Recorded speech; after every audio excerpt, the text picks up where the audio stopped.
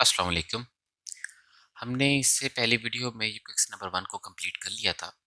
अब हमारे पास जो है क्वेश्चन नंबर 2 है और क्वेश्चन नंबर 2 में हमारे पास जो है वो अब 2 इनइक्वालिटीज़ होंगी। इससे पहले हमने जो क्वेश्चन डिस्कस किए हैं उसमें जस्ट एक इनइक्वालिटी थी जिसका हमने सॉल्यूशन फाइंड करना था थ्रू ग्राफ। अब क्या है हमारे पास 2 इनइक्वालिटीज़ हैं और देखें दोनों में क्या है 2-2 वेरिएबल्स इन्वॉल्व हैं। आगे चल के हमारे पास कुछ ऐसे क्वेश्चन भी आएंगे कि हमारे पास एक वेरिएबल भी इन्वॉल्व होगा, दो वेरिएबल भी इन्वॉल्व होंगे। अब क्वेश्चन नंबर 2 में जो फर्स्ट पार्ट है ये बहुत ही इम्पोर्टेंट है। रीज़न ये है कि ये हमारे जितने भी आगे फर्दर क्वेश्चन आने वाले हैं उन सब में ये इन्वॉल्व है और इसमें वन बाय वन करके चीज़ें ऐड होती जा रही हैं, बट इसमें कुछ चीज़ें एक्स्ट्रा भी आएंगी। तो इस क्वेश्चन को ज़रा ध्यान से देखिएगा, फिर मैंने इसकी बेस पर बहुत सारी बातें करनी है आपसे। तो क्वेश्चन को रीराइट करते हैं। हमारे पास जो इनइक्वालिटी दी हुई है वो क्या है जी, 2x minus 3y less than और इक्वल टू 6। और दूसरी जो इनइक्वालिटी है वो हमारे पास क्या है, 2x plus 3y less than और इक्वल टू 12। तो इसको हम सॉल्व करते हैं। यहाँ पर उसने कहा है क्या है हमसे कि indicate the solution set of the following system of linear inequalities by shading. तो हमने इसके सॉल्यूशन को क्या करना है, शेड करना है। हम क्या करते हैं, लेबल दे लेते हैं इसको। पहली जो इनइक्वालिटी है उसको लेबल दे देते हैं ए का और जो दूसरी इनइक्वालिटी है उसको लेबल दे देते हैं बी का। तो सबसे पहला काम कि जो भी हमें इनइक्वालिटीज दी होती हैं उनको हम एसोसिएट में कन्वर्ट करते हैं। तो फर्स्ट को एसोसिएट में कन्वर्ट करते हैं, चलिए एक बार लिख भी लेते हैं इसमें, convert given inequalities into associate form. तो पहली इनइक्वालिटी को एसोसिएट में कन्वर्ट करेंगे तो क्या करेंगे जी, हम जस्ट क्या है इनइक्वालिटी का ऑपरेटर हटाकर इक्वालिटी का लगा देंगे। और सिमिलरली हमारे पास दूसरी इनइक्वालिटी जो है उसको भी ऐसे ही करेंगे हम, 2x plus 3y is equal to 12। अब यहाँ पर क्या है कि हम इसको कह देते हैं ये हमारे पास इक्वेशन 1 हो चुकी है और ये इक्वेशन 2 हो चुकी है। देन हमने क्या करना होता है कि हमने इनके x इंटरसेप्ट और y इंटरसेप्ट फाइंड करने होते हैं।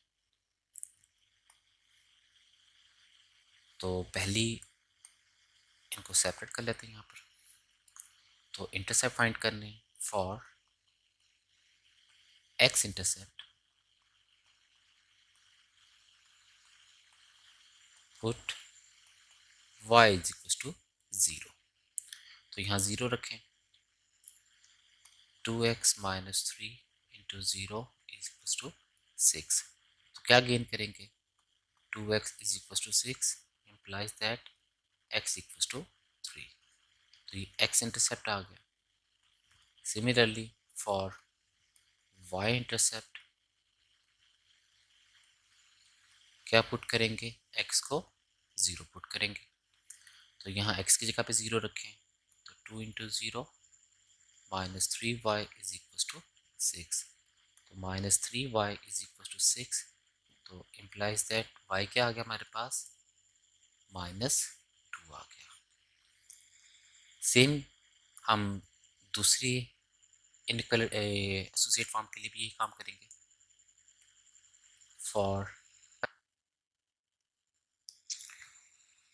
तो इस तरीके से सेम जैसे हमने यहाँ पर x intercept y intercept find किए थे, यहाँ पर भी हमने कर लिए, एक्स इंटरसेप्ट और वाई इंटरसेप्ट फाइंड कर लिए। देन क्या है कि हम क्या है कि जी अब इन दोनों एसोसिएट इक्वेशंस को इनकी को ग्राफ पर क्या है ड्रॉ करते हैं। तो एक्स वाई प्लेन बनाएंगे सबसे पहले हम। ये एक्स वाई प्लेन हमने बना लिया अपने पास। अब क्या है कि जी ये एक्स इंटरसेप्ट और वाई इंटरसेप्ट को मार्क करते हैं इस जगह पर अपनी एक्स वाई प्लेन पर। तो जो पहली क्वेश्चन से हमने एक्स इंटरसेप्ट और वाई इंटरसेप्ट फाइंड किया वो क्या है, एक्स इक्वल टू 3 और वाई इक्वल टू -2। तो एक्स इक्वल टू 3 कहाँ तक आएगा जी हमारे पास, 1 2 एंड 3। तो 1 2 एंड 3, तो यहाँ पर आ रहा है और पॉइंट वाइज देखेंगे तो क्या बन जाएगा ये 3 और 0, क्योंकि y 0 होगा। सिमिलरली हमारे पास का y इंटरसेप्ट क्या है -2 1 एंड 2, तो ये पॉइंट क्या बन जाएगा हमारे पास 0 -2। जब ये हम पॉइंट मार्क कर देंगे तो हम क्या है इन दोनों को पॉइंट्स को मिलाकर एक लाइन ड्रॉ कर लेंगे, यानी कि ये वाली लाइन यहाँ पर आ जाएगी। तो इस तरीके से हम दोनों पॉइंट्स को आपस में मिलाएंगे स्केल की मदद से, और क्या है इन दोनों पॉइंट में से एक लाइन पास करवा देंगे। तो ये इस तरीके से ये लाइन पास हो जाएगी। सेम काम हम करेंगे दूसरी इनक्वालिटी के लिए। तो उसमें क्या है x इंटरसेप्ट 6 है और y इंटरसेप्ट क्या है 4 है। तो x इंटरसेप्ट 6 है तो 3 4 5 एंड 6, पॉइंट क्या बनेगा 6 0। y इंटरसेप्ट क्या है 4 1 2 3 एंड 4 0 4। अब क्या है जी यहाँ पर इन दोनों पॉइंट्स को मिलाकर हम फिर से एक लाइन ड्रॉ करेंगे। तो ऐसे इस पर यहाँ पर स्केल रखेंगे हम, और देन क्या करेंगे यहाँ से एक लाइन ड्रॉ कर देंगे इन दोनों पॉइंट में से पास होगी जो। ये हमारे पास जी लाइन बन गई दोनों। जब दोनों लाइंस बन गई हैं, अब बात है कि हमने इनका सोल्यूशन शेड करना है। तो उसके लिए हम क्या करते हैं टेस्ट पॉइंट लगाते हैं। तो पहला टेस्ट पॉइंट इसके लिए लगाएंगे। तो टेस्ट पॉइंट क्या है जी, टेस्ट पॉइंट में हम क्या करते हैं हम पुट 0 0 इन ए, क्योंकि ये किससे बनी थी, ये हमारे पास ए इनक्वालिटी से ये एसोसिएट बनवाई थी, उसी से हमने ये सारा कुछ ड्राइव किया था। तो लिहाजा ये वाला टेस्ट पॉइंट किस में पुट होगा ए में। तो उसमें पुट करते हैं, यहाँ पे भी 0 आ जाएगा और इस जगह पे भी 0 हो जाएगा। Less than and equal to 6, और ये हमारे पास 0 लेस देन इक्वल टू 6। क्या ये बात ट्रू है, जी हाँ ट्रू है। 0 लेस और इक्वल टू 6, तो एक कंडीशन इसमें से ट्रू है कि 0 लेस होता है 6 से, तो हमारा टेस्ट पॉइंट ट्रू हो गया। सेम काम हम यहाँ पर करेंगे, यहाँ पर भी हम टेस्ट पॉइंट लगाते हैं जी। टेस्ट पॉइंट तो पुट करेंगे 0 0 इन बी। तो जो हमारी दूसरी इनक्वालिटी थी ये सारा कुछ हमने उसी से ड्राइव किया हुआ था इससे, तो ये सब सारी चीज़ें उसी से ड्राइव की थी, लिहाजा आप क्या है ये पुट कर देंगे जो हमारी बी इनक्वालिटी थी उसमें। तो उसमें हम पुट करते हैं तो क्या हो जाएगा, यहाँ पे भी 0 प्लस यहाँ पे भी 0, 0 plus 0 less than equal to 12, और ये आ गया जी हमारे पास 0 लेस देन इक्वल टू 12। तो ये बात भी ट्रू है। तो दोनों के टेस्ट पॉइंट क्या हुए हैं जी हमारे पास ट्रू हुए हैं। मीन्स दैट दोनों की जो शेडिंग है वो टूवर्ड्स ओरिजिन होगी, ये हमारा ओरिजिन है। अब यहाँ पर थोड़ा सा केयर से देखने वाली बात है कि जो पहले जो हमने बातें की हैं वो थी हमारे पास सिंगल इनक्वालिटी थी, लेकिन अब हमारे पास क्या है दो इनक्वालिटीज़ हैं। तो जब दो या दो से ज़्यादा इनक्वालिटीज़ होती हैं तो हम उनका कॉमन रीजन शेड करते हैं, यानी कि ऐसा रीजन शेड करते हैं कि वहाँ से कोई भी पॉइंट पिक किया जाए, दोनों में से जिस मर्जी इनक्वालिटी में पुट किया जाए उसको क्या करें सेटिस्फाई करें। अब डेफिनेटली दोनों के तो हो गए टेस्ट पॉइंट ट्रू। तो अगर आप देखें तो ये जो ग्रीन लाइन है इसका शेड किस साइड को होगा, ये ओरिजिन है तो इसी की तरफ हम बढ़ेंगे। तो अगर हम इसकी तरफ बढ़ते हैं, ठीक है, इट मीन्स दैट इसकी ऑपोजिट साइड पे तो शेड नहीं होगा। तो अगर हम इसको शेड करें अपवर्ड को तो ये शेड करते गए, लेकिन देखें इस पॉइंट से जहाँ पर ये दोनों लाइन्स इंटरसेक्ट करती हैं, इससे आगे अगर मैं इसको शेड करने जाऊँ तो क्या वो मेरे लिए दुरुस्त होगा। तो इससे पहले कि जी मैं इसको शेड करना स्टार्ट करूँ, मैं दूसरे को भी देखता हूँ कि उसका शेड किस तरीके से आएगा। तो देखें इस लाइन का शेड भी ओरिजिन की तरफ यानी कि डाउनवर्ड आएगा। मीन्स दैट इसकी शेडिंग अपवर्ड तो नहीं होगी, यानी कि इस साइड पे ये शेड नहीं होगा। तो लिहाजा ग्रीन लाइन को अगर मैं आगे से इस पॉइंट से आगे शेड करता हूँ तो मेरे लिए उसका कोई फ़ायदा नहीं है। क्यों? कि हमारे पास इसका वहाँ पर शेड नहीं होगा। हमने जो शेड करना है वो दोनों का कॉमन करना है कि ऐसा शेड करें कि जहाँ पर दोनों एग्जिस्ट करती हों। चलिए एक वक़्त के लिए हम मान लेते हैं कि जी हम बिल्कुल वैसे ही फ्रीली शेड कर देते हैं इसको, फिर बाद में इरेज़ कर लेंगे हम। तो हम शेड किस तरह करते थे कि हम स्केल रखते थे, जैसे ये स्केल है हमारे पास, तो हमने इस लाइन को शेड करना है। अब इसका जी शेडिंग किस तरीके से होगी? ओरिजिन की तरफ। चलें जी शेड करते हैं। तो ये हमने शेड किया।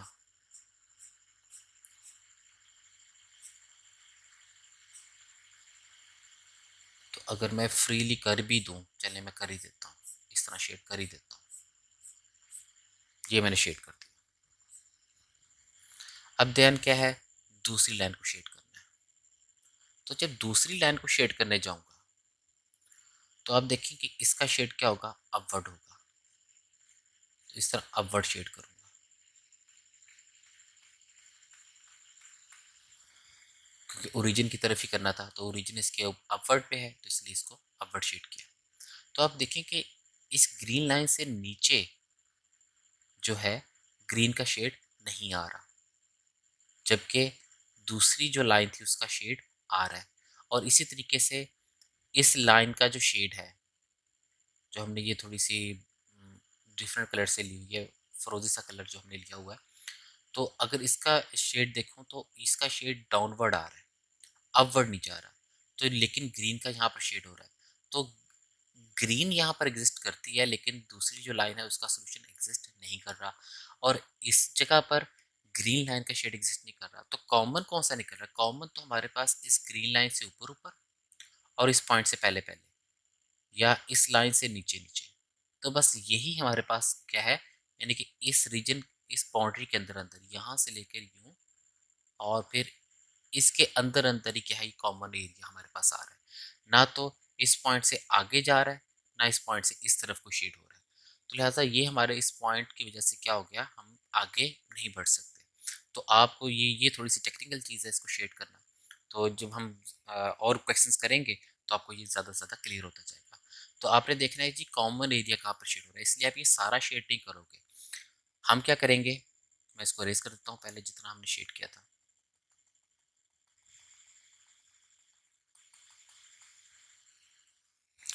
तो आप किस तरीके से जज करेंगे? आप देखेंगे कि जी मैंने जो शेड करना है वो अगर इस लाइन को शेड करना है तो इसका टेस्ट पॉइंट ट्रू है, ये अपवर्ड शेड होगी। ठीक है जी। तो आपने इसको ज़हन में रख लिया कि जी इसका तो अपवर्ड शेड हो रहा है इस तरीके से। और जो दूसरी लाइन है उसका भी टेस्ट पॉइंट ट्रू है, उसने शेड कहाँ होना है? उसने डाउनवर्ड शेड होना है, क्योंकि ओरिजिन की तरफ शेड होगा, तो उसने इस तरीके से शेड होना है। तो आपको फ़ौरन से आपके ज़हन में खाका बन रहा है कि जी इसका अपवर्ड है। अब मैं इस पॉइंट से आगे बढ़ता हूँ तो यहाँ से अगर मैं इस लाइन को शेड करता हूँ तो मेरे लिए कोई फ़ायदा नहीं है उसका। तो वहाँ पर कोई चीज़ कॉमन नहीं हो सकती, क्योंकि इस लाइन का शेड नीचे नहीं आएगा, तो मुझे आगे नहीं जाना चाहिए। और इस पॉइंट से जब आगे बढ़ने लगते हैं ग्रीन लाइन को शेड करने के लिए, तो आपको पता है कि जी इस लाइन का शेड डाउनवर्ड है, तो इस साइड पे तो होगा नहीं, लिहाजा मुझे इस पॉइंट से इसको आगे नहीं लेके जाना चाहिए। तो आप सिंपली क्या करेंगे, आप इन दोनों के बिटवीन शेड कर देंगे। तो ये आपने दूसरी लाइन को शेड कर दिया, और ग्रीन लाइन को शेड करने के लिए आप कलर रेड ले लेते हैं, तो इसका शेड अपवर्ड हो गया। तो ये इस तरीके से आप शेड कर लोगे। अब इस लाइन को आप एक्सटेंड कर दो आगे की तरफ, इस तरह आगे बढ़ा दें, और इस लाइन को यूं आगे की तरफ बढ़ा दें, तो ये सारा एरिया क्या है इनका, इसका रीजन है, ये दोनों इनका कॉमन रीजन है। तो ये जिस तरह आगे बढ़ती जाएंगी तो ये शेडिंग भी बढ़ती जाएगी। तो हमारे पास तो पेज पे इतनी ही जगह होती है, तो लिहाजा हम इतना ही शेड कर देते हैं। तो ये इसका क्या था, सोल्यूशन था। तो हमने देख लिया कि जी किस तरीके से दो इनइक्वालिटीज़ को हम एक ग्राफ के ऊपर उनका कॉमन एरिया शेड करते हैं। तो ये क्या होगा, इसका सोल्यूशन रीजन होगा, इसको बोलते हैं सोल्यूशन रीजन। तो लफ्ज़ हमने जो हमारा पहला लेक्चर था उसमें सोल्यूशन रीजन की बात हुई थी, और फिर फिजिबल रीजन, पता नहीं क्या कुछ हमने बोला था। तो वो ऐसा ऐसा सारी चीज़ें अब आती जाएंगी। तो ये सोल्यूशन रीजन जहाँ पर उन इक्वालिटीज़ का सोल्यूशन होता है उनको हम सोल्यूशन रीजन बोलते हैं। अब इन्हीं से मिलते जुलते कुछ और क्वेश्चन करके देखते हैं। जैसे कि हमने ये तो क्वेश्चन कर लिया, और एक चीज़ आप ये भी ये नोट करें कि जी जितने भी हैं वो टेस्ट पॉइंट ट्रू ही होते जा रहे हैं, कि ऐसा नहीं होगा कि टेस्ट पॉइंट फॉल्स भी होगा। तो ऐसे भी क्वेश्चन आएंगे कि हमारा टेस्ट पॉइंट क्या हो जाए, फॉल्स हो जाए। अब जिस तरीके से ये क्वेश्चन नंबर हमारे पास का पार्ट 3 है, ठीक है, तो पार्ट 3 में देखें तो इसमें एक इनइक्वालिटी क्या आई है, बल्कि पार्ट 2 में भी हमारे पास ऐसी चीज़ आई है कि उसमें इनइक्वालिटी क्या हुई है, चेंज हुई है। हमारे पास हर एक में लेस देन की बात आ रही थी। अगर मैं इसकी बात करता हूँ, चलें अगर मैं इसको शेड करने का सोचूं, तो इसका हम ग्राफ बना के देखते हैं जी कि इसको हम किस तरीके से सॉल्व करेंगे। तो इसको लिख लेते हैं।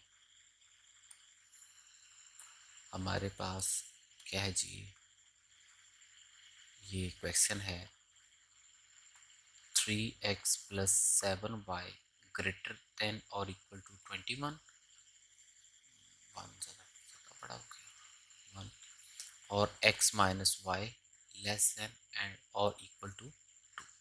तो ये पार्ट 3 है हमारे पास। अब इसको शेड करके देखिए, इसका हम सोल्यूशन फाइंड करके देखते हैं। तो इसको हम एक साइड पर ले जाते हैं जी।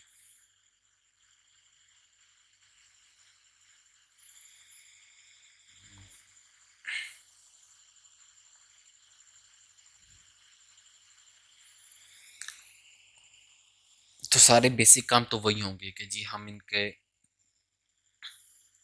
इसको लेबल देंगे ए का, इसको देंगे बी का, एसोसिएट में कन्वर्ट करेंगे 3x plus 7y equals to 21 और x minus y equals to 2। ये आपके पास फर्स्ट इक्वेशन हो गई, ये सेकंड इक्वेशन हो गई। देन क्या है, इनके x इंटरसेप्ट और y इंटरसेप्ट फाइंड करेंगे। x इंटरसेप्ट के लिए आप पुट कर दोगे y इज इक्वल्स टू 0, तो यहाँ से x की वैल्यू क्या आ जाएगी। अब मैं यहाँ पर वो सारी चीज़ें नहीं लिख रहा, जो पिछले क्वेश्चन में मैं लिख चुका हूँ। तो आपने हर क्वेश्चन को करना इसी तरीके से ही है कि आपने जो एग्जामिनेशन में अगर आपके पास आता है तो for x intercept put y equals to 0, आप एक्स की वैल्यू निकालोगे, फिर वाई इंटरसेप्ट के लिए एक्स को 0 रखोगे और देन वाई की वैल्यू निकालोगे। तो अब मैं ज़रा डायरेक्ट वैल्यू निकाल लेता हूँ ताकि हमारा ज़्यादा टाइम वेस्ट ना हो। पुट वाई इक्वल्स टू 0, यहाँ 0 रखते हैं तो क्या आ जाएगा, 3x is equals to 21, x की वैल्यू क्या आ गई, 7। सिमिलरली फॉर वाई इंटरसेप्ट क्या करेंगे, पुट कर देंगे एक्स इक्वल्स टू 0, तो x को 0 रखते हैं तो क्या आ जाएगा हमारे पास, 7y इक्वल्स टू 21, तो y की वैल्यू क्या आ गई, 3 आ गई। सिमिलरली इसके लिए हम क्या करेंगे, put x y equals to 0, तो y को 0 रखते हैं तो x की वैल्यू क्या आ जाती है, 2, और put x equals to 0, x को 0 रखते हैं तो y की वैल्यू क्या आ जाती है, -2। तो जब ये हमारे पास आ गई तो हम इसको कहाँ लेके जाएंगे, एक्स वाई प्लेन के ऊपर हम ये लाइन्स ड्रॉ करेंगे इन इंटरसेप्ट की मदद से। तो एक्स वाई प्लेन बना लेते हैं और उसको ड्रॉ करते हैं। ये हमारे पास ये एक्स वाई प्लेन आ गई। अब 7 कहाँ आ रहा है जी, फर्स्ट इक्वेशन का क्या है जी, 7 है, एक 1 2 3 4 5 6 7, एक्स इक्वल टू 7 यहाँ पर है। हम पॉइंट वाइज लिख लेते हैं इसको। तो ये पॉइंट क्या बनता था, 7 0,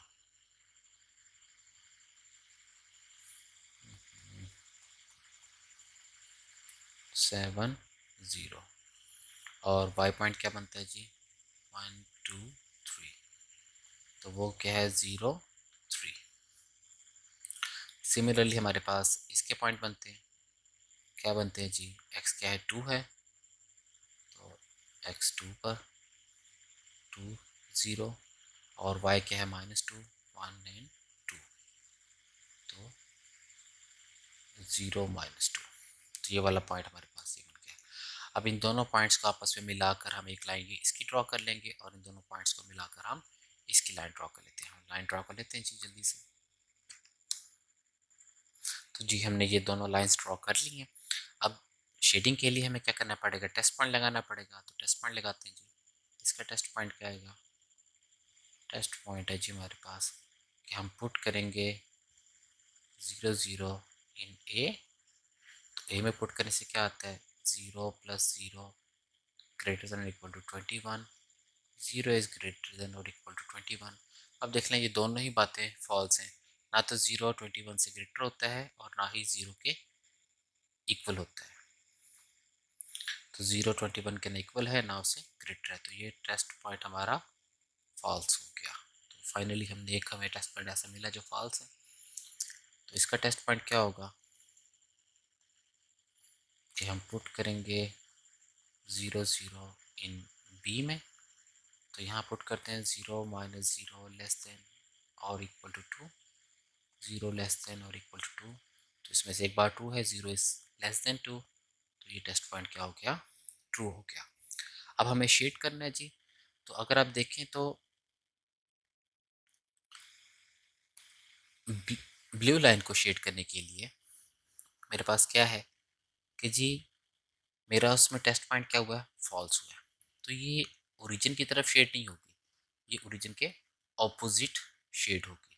तो अब देखिए अगर मैं इसको यहाँ से इस तरह शेड करने जाऊँ, ये मैं शेडिंग कर रहा हूँ, तो मुझे इस पॉइंट से आगे, क्या मुझे इस पॉइंट से आगे जाना चाहिए शेड करते वक्त, या फिर ये मैं सोचूं क्या मुझे यहाँ से शेड करना चाहिए या यहाँ से शेड करना चाहिए। तो इसको चेक करने के लिए सबसे पहले मैं इसको शेड करके देख लेता हूँ कि इसका शेड किस तरफ होगा। तो अब देखें इसका टेस्ट पॉइंट क्या हुआ है, ट्रू, तो इसका शेड आना है इस तरफ, तो ये इस तरफ आएगा, और ये किस तरफ जा रहा है, इस तरफ जा रहा है। ठीक है जी। तो ये क्या है, यहाँ से इस तरफ शेडिंग हो रही है, तो लिहाजा मुझे इसको भी यहाँ से ही शेड करना चाहिए, इससे आगे नहीं बढ़ना चाहिए, क्योंकि इसकी शेडिंग इस साइड पर नहीं आएगी, तो ये कॉमन रीजन तो नहीं बन सकता। कॉमन रीजन अब यही बन रहा है। तो अब देखिए कि जी मुझे अगर ब्लू को शेड करना है तो मैं इसको फ्रीली अपवर्ड शेड कर देता हूँ इस तरीके से। तो हम जल्दी से शेड कर लेते हैं जी। मैं अब इससे आगे नहीं जा रहा। रीज़न क्या थी, क्योंकि इसका टेस्ट पॉइंट ट्रू है, तो जब मैं इसको शेड करूँगा तो मैं उसको यहाँ से शेड नहीं करना स्टार्ट करूँगा। रीज़न क्या है कि यहाँ पर ब्लू शेड तो है ही नहीं इसको, या इस पॉइंट तक, तो मुझे इसको यहाँ पर शेड करने की ज़रूरत नहीं है, तो मैं इस पॉइंट से स्टार्ट करूँगा, तो ये अपवर्ड शेड हो जाएगा। क्योंकि ये ओरिजिन की तरफ था, ओरिजिन की तरफ शेड करना था हमें, तो ओरिजिन इस तरफ को ही है, तो हम इसी तरीके से अपवर्ड शेड करना स्टार्ट कर देंगे। तो ये हमने शेड कर लिया, तो ये बिल्कुल आगे इन्फिनिट की कर रही है। तो ये इसका क्या आ गया, कॉमन सोल्यूशन आ गया। तो यहाँ से आपको जजमेंट होगी होगी किस तरीके से मैं ब्लू लाइन को मैं यहाँ से आगे क्यों नहीं पढ़ा, क्योंकि मुझे यहीं पर जजमेंट होगी थी कि इसका टेस्ट पॉइंट ट्रू है, तो इसमें तो अपवर्ड शेड होना है, तो नीचे की तरफ तो शेड होगा नहीं है, तो लिहाजा मुझे यहाँ पर ब्लू शेड करने की ज़रूरत नहीं है। और जब मैं ब्लू लाइन को इस दूसरी लाइन को शेड करने आया, तो मैंने कहा कि जी ब्लू लाइन है तो इस तरफ तो शेड होना नहीं है, तो लिहाजा मुझे इसको यहाँ से शेड करने की ज़रूरत नहीं है। तो जहाँ से उसका शेड स्टार्ट होता है मैं इसको भी वहीं से इसका स्टार्ट करूँ। तो ये हमारा क्या आ गया, इसका सोल्यूशन आ गया। तो इस तरीके से हम दो या दो से ज़्यादा इनइक्वालिटीज़ को शेड कर सकते हैं। आई होप सो को आपको अंडरस्टैंडिंग होगी। अब इसी तरीके के और भी हम क्वेश्चन करके देखते हैं। तो देखिए आपके पास जो है वो नेक्स्ट पेज पर जो क्वेश्चंस है, तो उसमें क्या है कि जो आपके पास अब ये वाला जो पार्ट 4 क्वेश्चन है, उसमें एक इनइक्वालिटी जो है उसमें दो वेरिएबल एग्जिस्ट करते हैं, जबकि दूसरी इनइक्वालिटी उसमें जस्ट एक वेरिएबल एग्जिस्ट करता है। तो अब इनको कैसे शेड किया जाएगा, इस तरीके से 5 पार्ट भी है। तो अब इसको शेड करके देखते हैं जब जल्दी से। तो हमारे पास क्या है, ये इनइक्वालिटीज़ दी हुई हैं। हमारे पास जो पहली इनइक्वालिटी दी हुई है इसके पार्ट 4 में क्वेश्चन नंबर 2 ही है, 4x minus 3y less than और इक्वल टू 12, और दूसरी इनइक्वालिटी दी हुई है x ग्रेटर देन और इक्वल टू -3/2। तो सबसे पहला काम, हम इसको एसोसिएट में कन्वर्ट करेंगे। तो इस लाइन को अगर एसोसिएट में कन्वर्ट करते हैं इस इनइक्वालिटी को, तो क्या आएगी, 4x minus 3y equals to 12, और हमने लेबल भी देने थे, इसको लेबल a दे दिया, इसको लेबल b दे दिया, और इसको एसोसिएट में कन्वर्ट करते हैं तो ये क्या हो जाएगा, x इक्वल्स टू -3/2। और जब मैंने सिंगल वेरिएबल की आपको बताया थे कि शेड किस तरीके से हम उसकी इनइक्वालिटीज़ को, उनका ग्राफ को शेड करते हैं, तो तब मैंने ये चीज़ क्लियर कर दी थी कि इसके एक्स इंटरसेप्ट वाई इंटरसेप्ट अलग से फाइंड करने की ज़रूरत नहीं होती हमें, क्योंकि इसमें एक ही वेरिएबल एग्जिस्ट करता है, एक्स है तो एक्स इंटरसेप्ट मिल जाता है, वाई तो वाई इंटरसेप्ट मिल जाता है। तो लिहाजा ये तो हमें बनी बनाई चीज़ मिल गई, लेकिन इसके लिए हमें एक्स इंटरसेप्ट और वाई इंटरसेप्ट दोनों फाइंड करने होंगे। तो ये क्वेश्चन 1 है और ये क्वेश्चन हमारे पास इस वक्त 2 है। तो इसके एक्स इंटरसेप्ट के लिए हम पुट कर देंगे y इज इक्वल टू 0, तो y ज़ीरो रखते हैं तो क्या आ जाएगा 4x इक्वल्स टू 12। तो x की वैल्यू क्या आ गई हमारे पास 3 आ गई। इसी तरीके से हमारे पास हम y इंटरसेप्ट के लिए क्या कर देंगे पुट x इक्वल्स टू 0। तो x को 0 रखते हैं तो क्या आ जाएगा -3y इक्वल्स टू 12 और y की वैल्यू क्या आ जाएगी -4। तो जब ये सारी चीज़ें हमारे पास आ गई हैं तो हम क्या कर देंगे अब इसको ग्राफ पर इनकी लाइंस ड्रॉ कर लेंगे। तो हमारे पास क्या आ गई जी एक्स वाई प्लेन आ गई है। तो इस एक्स वाई प्लेन पर हम क्या कर देंगे इनको लाइंस को ड्रॉ कर देंगे। तो सबसे पहली लाइन जो है हमारे पास वो दो वेरिएबल्स फॉर्म में है जिसका एक्स इंटरसेप्ट वाई इंटरसेप्ट क्या है 3 और -4। तो ये 1 2 एंड 3। तो ये क्या हो गया 3 0 पॉइंट हो गया और वाई इंटरसेप्ट क्या है जी -4 1 2 3 एंड 4। तो ये हमारे पास क्या बन गया जी वाई 0 -4। और इन दोनों पॉइंट में से हम लाइन पास करवा के इस लाइन को ड्रॉ कर देंगे। और दूसरी आपके पास देखें तो दूसरी में तो आपके पास जस्ट क्या है एक्स ही है, एक्स इक्वल्स टू -3/2। तो जब ये सिंगल वेरिएबल में होती है या तो पैरेलल टू एक्स एक्सिस होती है या पैरेलल टू वाई एक्सिस। अगर एक्स में दी हुई है तो पैरेलल टू वाई एक्सिस है और अगर वाई में दी हुई है तो पैरेलल टू एक्स एक्सिस। ये बात हम पहले भी कर चुके हैं। तो अब इन लाइन्स को ड्रॉ करते हैं जी। और ये इसका भी देख लेते हैं ये किस जगह पे पॉइंट आ रहा है। ये -3/2। तो ये -3/2 यहाँ पर आएगा। 3/2 1.5 होता है, नेगेटिव है तो ये 1 हो गया और ये 1.5 इस जगह पर आ जाएगा। तो ये पॉइंट क्या बन रहा है -3/2 और डेफिनेटली वाई इसमें क्या होगा 0 ही होगा। तो लाइन्स ड्रॉ करते हैं जी।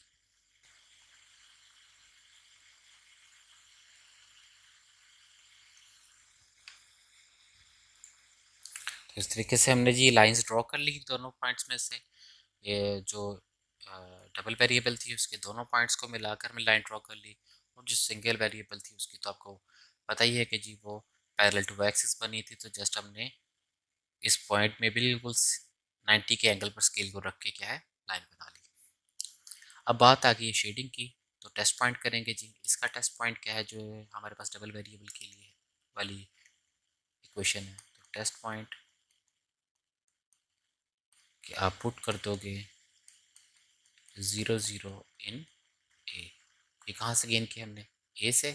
तो यहाँ रखते हैं जी 0 -0 लेस देन और इक्वल टू 12 0 लेस देन और इक्वल टू 12। तो 0 लेस देन होता है 12 से तो ये तो ट्रू हो गया। सेम इसका टेस्ट पॉइंट कैसे होगा जी। इसका टेस्ट पॉइंट तो इस जगह पे 0 रखेंगे आप। तो 0 ग्रेटर देन और इक्वल टू -3/2।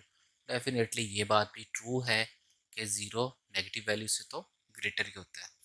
अब यानी कि दोनों का शेड जो होगा वो किसकी तरफ होगा टूवर्ड्स ओरिजिन की तरफ होगा।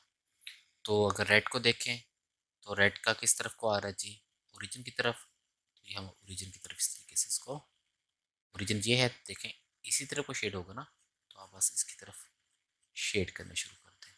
ये नहीं है कि ये ओरिजिन को मिलाना होता है हमने बस हमने ओरिजिन की तरफ शेड कर देना होता है। तो ये हमारे पास इस तरीके से शेड हो जाएगा। अब डेफिनेटली हमने दो लाइंस हों तो हमने उनका कॉमन रीजन शेड करना होता है। तो अब मैं इससे नीचे इसलिए नहीं जा रहा क्योंकि इसका शेड भी जो होगा वो ओरिजिन की तरफ होगा। इसने नीचे तो आना नहीं तो लिहाजा मुझे इससे नीचे इसको शेड रेड लाइन को शेड करने की ज़रूरत नहीं है। तो ग्रीन का शेड किस तरफ होगा उसका भी टूवर्ड्स ओरिजिन ही है। तो ये हमने टूवर्ड्स ओरिजिन तो इस तरह ये शेड हो जाएगा।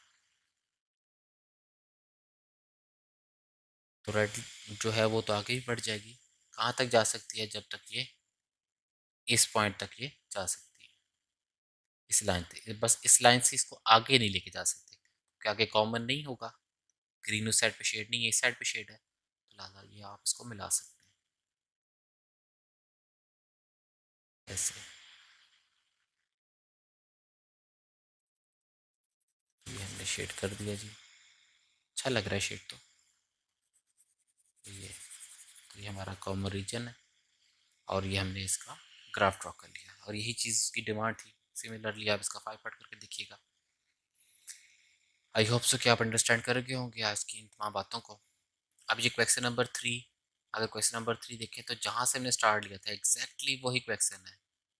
आप ये इतना पार्ट देखें तो हमने आज की वीडियो को जहाँ से स्टार्ट लिया था एग्जैक्टली वही क्वेश्चन है, जस्ट इसमें एक चीज़ का इजाफा कर दिया उसने। तो ये वाली चीज़ जो है वो एक नई आने वाली है कि इनके मीनिंग क्या होते हैं। तो ये हम अपनी अगली वीडियो में इसको कवर करेंगे। दुआ में याद रखिएगा। आज का तो लेक्चर हमारा ख़त्म होता है। तो मेरी तरफ से अल्लाह हाफिज़।